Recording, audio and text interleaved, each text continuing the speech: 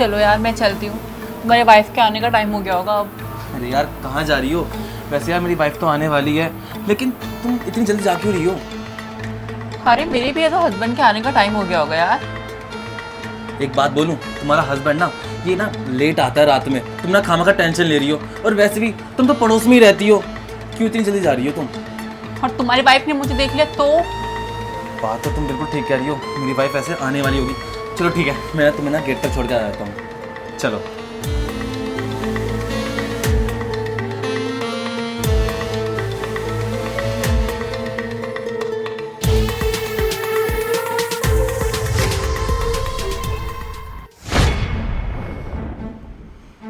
इशिका, क्या हो रहा है ये सब? और तुम ऑफिस जा रहे थे, यहाँ पे गुलछर्रे उड़ा रहे थे। अरे हर्ष, इतना ओवर एक्ट क्यों कर रहे हो तुम? हाँ अच्छा, मैं ओवर रिएक्ट कर रहा हूँ? अरे तुम देखो ना तुम क्या कर रही हो, तुमने अपना सर उसके कंधे पे रख रखा है। नहीं सर, आप गलत समझ रहे हैं, वी आर जस्ट फ्रेंड्स। अच्छा, वी आर जस्ट फ्रेंड्स, वो मैं अच्छे से देख रही हूँ कि कितने अच्छे दोस्त हो तुम दोनों। और आप तो डेली ऑफिस जाते थे, तो ये रंगरलियां मना रहे हो आप यहाँ पे? अरे तुम्हारी बीवी घर पे तुम्हें बिल्कुल भी शर्म नहीं आती है क्या? बकवास बंद करो अपनी, समझी? और हर्ष, तुम्हारी इस बंदी की हिम्मत कैसे हुई कि वो मेरे सामने इतनी ऊंची आवाज में बात कर ले? इशिका, जबान ना संभाल के बोलो। और क्या बोल रही हो तुम, ये मेरी बंदी? तुम अच्छी तरह से जानती हो कि हम ऑफिस में साथ में काम करते हैं, तो बस वो मुझसे ना एक बात करने आई थी, एक कंपनी के सिलसिले में। ओहो, कंपनी के सिलसिले में बात करना है? आजकल कंपनी की सारी मीटिंग, सारी जितना भी डिस्कशन है वो एक कमरे के अंदर होता है, वो भी बंद करके। मुझे तो आज मालूम पड़ा। अरे तो क्या हो गया, जब ये दोनों पड़ोस में रहते हैं, मैंने उनको अपने घर में बुला लिया, अपने बेडरूम में बुला लिया। अरे बस बात कर रहे थे हम दोनों, और तुम ये सब क्या बोल रही हो? बकवास बंद करो तुम दोनों। मैंने अच्छे से देखा कि तुम दोनों का आपस में एक दूसरे के साथ चक्कर चल रहा है। अच्छा, हमारा चक्कर चल रहा है तो ये तुम बताओगी मुझे, और तुम्हारा क्या चल रहा है? बाय द वे, ये मेरे हस्बैंड है। हाँ, जानती हूँ अच्छे से कि ये तुम्हारा ही हस्बैंड है, लेकिन तुम मेरे हस्बैंड के साथ क्या कर रही हो ना, मैं ये भी बहुत अच्छे से जानती हूँ। सुना नहीं तुमने अभी इन्होंने क्या कहा कि हम एक साथ एक कंपनी में काम करते हैं, तो मीटिंग के सिलसिले में मैं यहाँ पे आती हूँ। देखिए मैम, मुझे ना समझाने की जरूरत नहीं है, मैं कोई बच्ची नहीं हूँ। मुझे भी अच्छे से मालूम है कि एक मैच्योर कपल एक बंद कमरे के अंदर किस तरह से क्या करता है। इशिका, बस करो, तुम ये सब क्या बोले जा रही हो? जब मैंने तुम्हें बता दिया है कि हम एक प्रोजेक्ट की मीटिंग के बारे में बात कर रहे थे, और तुम मुझ पे ये क्या इल्जाम लगा रही हो? मुझे तो लगता है ना तुम अपनी ये गलती छुपाने के चक्कर में ना तुम हम दोनों पे ब्लेम डाल रही हो। अरे लगता क्या है, सच है ये बिल्कुल, अपनी आंखों से हम देख रहे हैं। और तुम आना घर पे, तुम्हें तो मैं घर पे देखती हूँ। बस करो अंकिता। इशिका, इनको प्रूफ दिखा दो।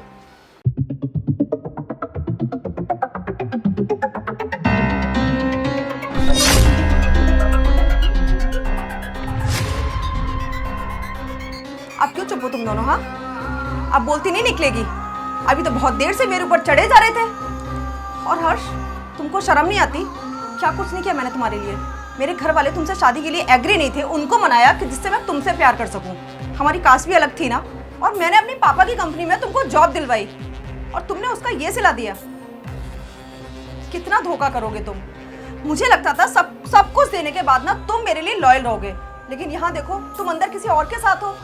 मतलब खुलेआम मुझे धोखा दे रहे हो। इशिका, मेरी बात तो सुनो, जैसा तुम समझ रही हो ना वैसा बिल्कुल भी नहीं है। हम सच में ना हम बातें ही कर रहे थे, वो बस इनके ना सर में दर्द हो रहा था, तो मैंने सोचा कि ये थोड़ा बहुत रेस्ट करेंगी तो इनको ठीक लगेगा। अच्छा, सिर में दर्द हो रहा था, सिर दबा रहे थे तुम उसका लेट के? वो तुम्हारे कंधे पे सर रख के लेटी है और तुम बोल रहे हो कि तुम उसका सिर दबा रहे थे? कितना पागल बनाते हो यार, बस करो अब। वैसे भी ना इन सब बातों का अब कोई फायदा रह नहीं गया है। तुम्हें एक बात मैं क्लियर कर देना चाहती हूँ, जो तुम इतनी देर से सोचे बैठे हो ना दोनों कि मेरा और दिशान का कोई चक्कर चल रहा है, कोई चक्कर नहीं चल रहा हमारा। ये सारा प्लान मैंने ही किया था, क्योंकि बहुत दिन हो गए थे, बहुत हद हो गई थी समझाते समझाते कि रुक जाओ, पर तुम दोनों आपस में एक दूसरे से मिलने से बाज ही नहीं आ रहे थे। जब देखो तब घर पे फोन आ जाता था कि ऑफिस की मीटिंग के लिए बात कर रहा हूँ, मिलने जाना है तो ऑफिस के लिए जा रहा हूँ। अरे क्या करके मानोगे? फिर हमने सोचा क्यों ना हम लोग एक प्लान बनाएं, सेम वही जो तुम करते हो।